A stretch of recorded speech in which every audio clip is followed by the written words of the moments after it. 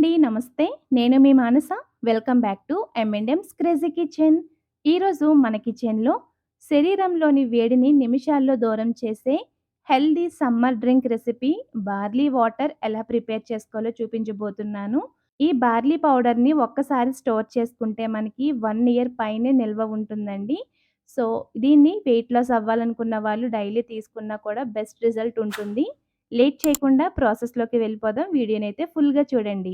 Barley powder prepare చేయడానికి ఒక ప్లేట్‌లోకి బార్లీ గింజలన్నీ కాస్త పల్చగా పరిచి ఒక రోజంతా కూడా ఎండలో పెట్టండి. ఇప్పుడు స్టవ్ మీద ఒక మందపాటి కడాయి పెట్టుకొని ఈ బార్లీ గింజలన్నీ అందులో వేసేసి మంటని లో ఫ్లేమ్‌లో ఉంచి కనీసం 10 నిమిషాల పాటైనా డ్రై రోస్ట్ చేసుకోవాలి. ఇలా డ్రై రోస్ట్ చేయడం వల్ల పురుగు పట్టకుండా బార్లీ పౌడర్ ఎక్కువ కాలం నిల్వ ఉంటుంది. అలాగే ఇది కలర్ కూడా చేంజ్ అవ్వాల్సిన అవసరం లేదండి. సో, ఇప్పుడు స్టవ్ ఆఫ్ చేసుకొని వీటిని పక్కన పెట్టి పూర్తిగా చల్లారిన తర్వాత జార్‌లోకి ట్రాన్స్‌ఫర్ చేసుకొని ఒక 5, 6 సార్లు పల్సిస్తూ ఆ తర్వాత లో స్పీడ్ మీద కాస్త బరకగా ఉండేలాగా పౌడర్ చేసుకోండి. చూడండి మరీ పౌడర్‌లా కాకుండా కాస్త గింజలు కనిపించేలాగా బరకగా బ్లెండ్ చేసుకుంటే సరిపోతుంది. ఇది వేడి చల్లారిన తర్వాత దీన్ని ఒక ఎయిర్‌టైట్ కంటైనర్‌లో స్టోర్ చేసుకొని ఫ్రిడ్జ్‌లో పెట్టకపోయినా సరే మీకు సంవత్సరం పైనే నిల్వ ఉంటుందండి. ఇప్పుడు బార్లీ కాయడానికి స్టవ్ మీద ఒక గిన్నెలో అర లీటర్ వాటర్ యాడ్ చేసుకోండి. ఇందులో 1.5 టేబుల్ స్పూన్ల బార్లీ పౌడర్ వేసుకొని ఒకసారి కలిపి మంటని మీడియం ఫ్లేమ్‌లో ఉంచి కనీసం 2 పొంగులొచ్చేంత వరకైనా మరిగించాలి.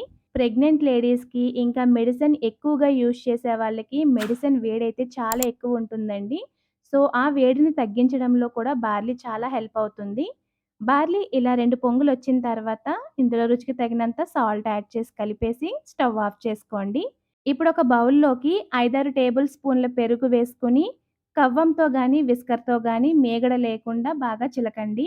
ఇప్పుడు ఈ పెరుగుని తీసుకొని బార్లీలో వేసేయండి. అలాగే ఒక పావు లీటర్ వరకు వాటర్ కూడా యాడ్ చేసుకొని ఈ మూడింటిని కూడా బాగా కలిసేలాగా కలిపేయండి.